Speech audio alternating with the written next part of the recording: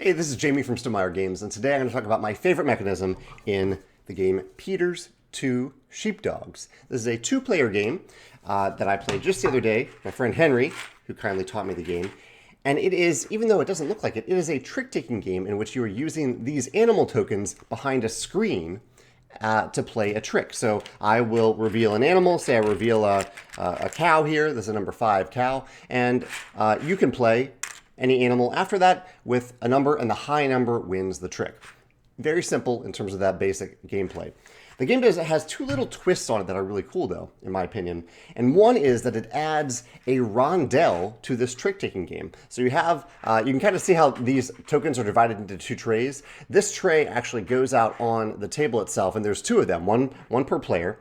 And if I win the trick, I get to take all the animal tokens and I get to put them in my little farm here. I can put them either both in one slot of the farm or one in each slot in the farm. So if I win the trick, I'm gaining the animals. However, if I lose the trick, I gain another ability. My ability, if I lose the trick, is that I get to use the rondel here of the farms and some pins that are outside the farms. I get to pick up all animals from one tray. So say there are 2 animals in this tray. I get to pick up 2 animals. I get to drop one off over. Actually, I'm going counterclockwise in this game. So yeah, I would put one here, and then the other one would go in my little farm. There's a little fenced-in area over here off to the right. So win or lose the trick is, either way, it's a good benefit. You get something out of it. You're either gaining animals or you're rotating this rondel, moving towards gaining points in the game. And I think that is really cool. I have found a number of trick-taking games that I love at this point, and some of my favorites are those that even if you lose the trick, you are gaining something important to you. And in many trick-taking games, that's simply a matter of, like, you've bet that you will win a certain number of tricks, and you've already won that number, and you don't want to win more, and so your incentive there is simply not to win more tricks. But in this game, it feels even better, I would say, than that, because you're gaining something either way. The choice is, do I win this trick right now? Do I want more animals, or do I want to rotate my animals around? There's one other little twist in this game as well that I think is really cool.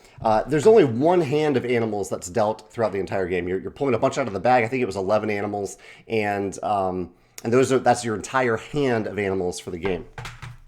Halfway through the game, so halfway through that hand of animals that I believe is 11, so I think it's after 6 of the animals. Halfway through, you look at your score. You account for your score. I won't go into how you calculate that, but you calculate your score in the game, and then you continue through the second half of the game. And in the second half of the game, if you double your points. I want to make sure I get this right. No, I want to say this correctly if I can. If you have more points than the previous round, nope.